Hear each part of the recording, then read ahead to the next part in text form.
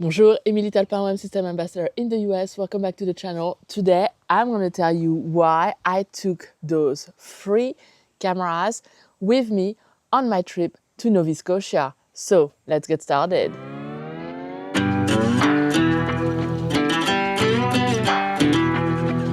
Usually, I like to think minimalistic. I like to just go with one lens, one camera. But because I was going to Nova Scotia with the van, I had a lot of space to pack whatever gear I wanted.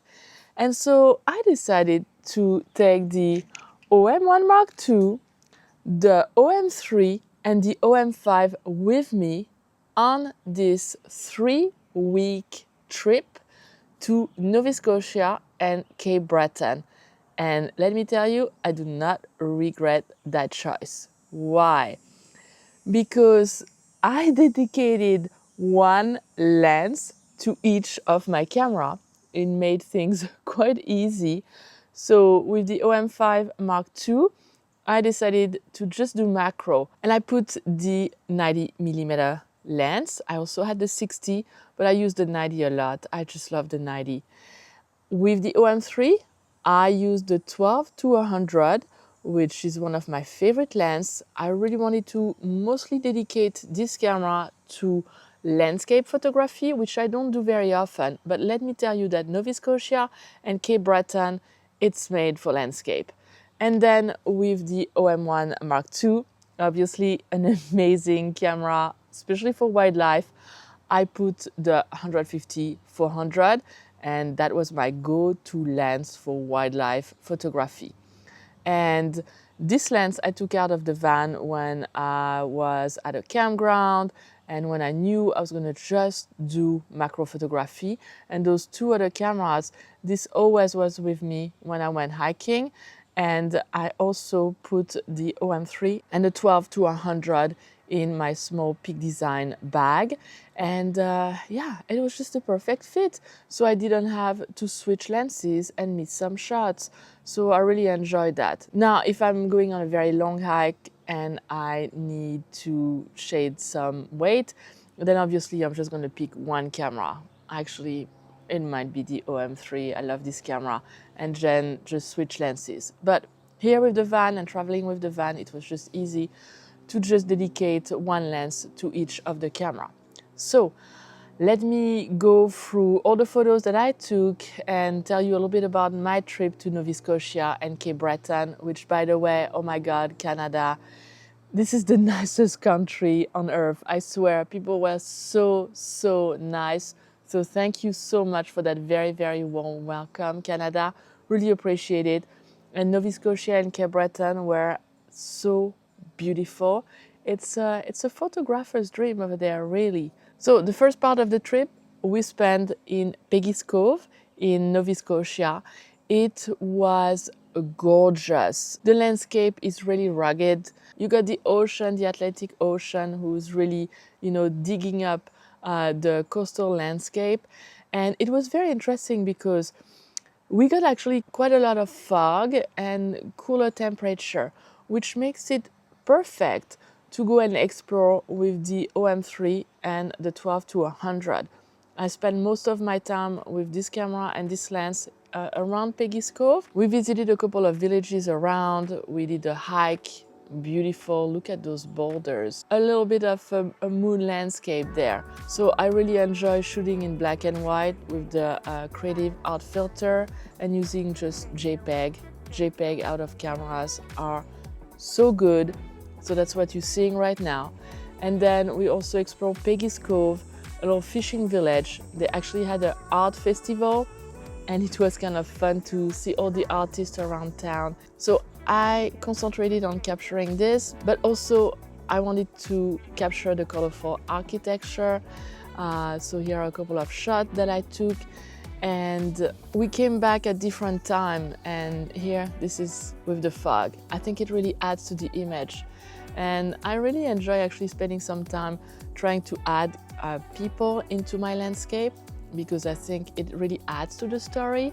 Now, after Peggy's Cove, we went a little bit inland, and the OM1 Mark II and the 150-400 was great.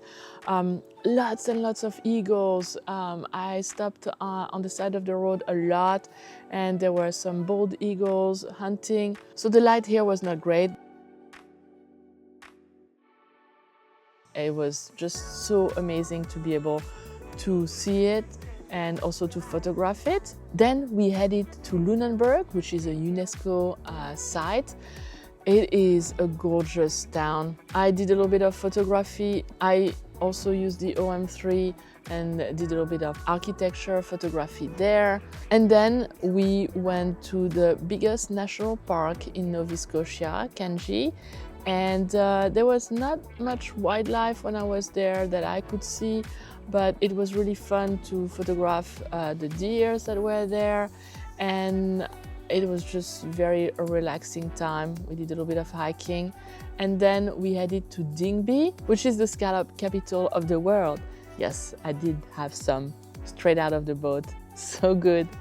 And in Digby, you can actually go to a couple of islands and go whale watching, which we did. Unfortunately, the fog was intense, and even if the sea was not that rough, a lot of people got sick on the boat.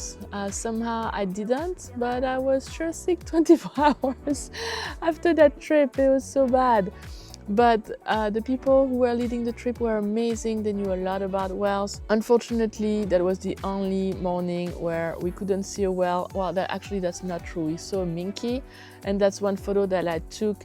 I took the OM5 and I put the 12-100 because I wanted something even more compact and rugged. And I wanted a little bit of a grip, and I thought it would be perfect for whale. So that's the photo that I got of the only whale that we saw. It was very fast. They had an amazing show of whales when we were there, but unfortunately it happens with wildlife, right?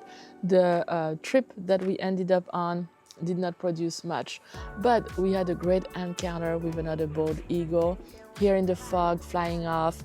I thought it's kind of a moody picture of that eagle, so I was very happy with this. And really, the fog was the main subject here. We had a beautiful fog bow, again the OM3 with the 12-100 to capture the landscape. Was perfect for this, and I liked the black and white. I've been shooting so much black and white with this camera. It's just so easy. Turn the dial and here you're already in black and white. You can also already visualize your image in black and white when you're shooting. Now, after that, we ended up to Minas Bay, which is absolutely stunning, another UNESCO site. And we actually saw quite a lot of deer and baby deer. So we had some pretty close encounter with deers when we were on the road. So if you go there, just be super careful. I took a couple of photos of this deer with 3 little deer. They were super cute, and we stayed in a provincial park. I had a great time with the OM5 and the 90mm macro and the flash, the FL700 and my AK diffuser, and I actually did a lot of insect photography. And in my last video, I also talked about, can you use a macro lens for wildlife? That's where I took the shots of the rabbits. The next morning, I had the 150-400, and that's the shot that I took, which I prefer, but in a pinch, the 90 does work. I really enjoy the OM5 Mark II for macro because it's so small, so compact. I'm shedding again some weight compared to the OM1 Mark II, and just keep it very simple. It's a great camera. I love the CP button as well. Just one press and I'm able to go to high-res mode, to focus stacking in camera. So really recommend the OM5 Mark II if you're looking to start your macro journey and you're looking for a camera that might be a little less expensive than the OM1 Mark II. That's the camera that I would really recommend. If you're not If you don't want to go into birding, then I mean, if you want to do wildlife, that's the camera that I would recommend. Although you've seen that I've used this camera also for wildlife, but this is top of the line. So it was really fun to photograph insects with the OM5 Mark II. And after that, we went to Cape Breton. We did a big tour of Cape Breton, absolutely stunning. We saw quite a lot of northern garnet, so OM1 Mark II and the 150-400, perfect to shoot garnets. We're flying by our coastal road and fishing. The weather wasn't great, but the light wasn't harsh, which was very nice to photograph those northern garnet. We had a little bit of rain. We continued our trip up north to meet Cove. Absolutely stunning. If you can go and check that out and camp there, highly recommend it. It was beautiful. We came right after a storm, so the ocean had a full strength display.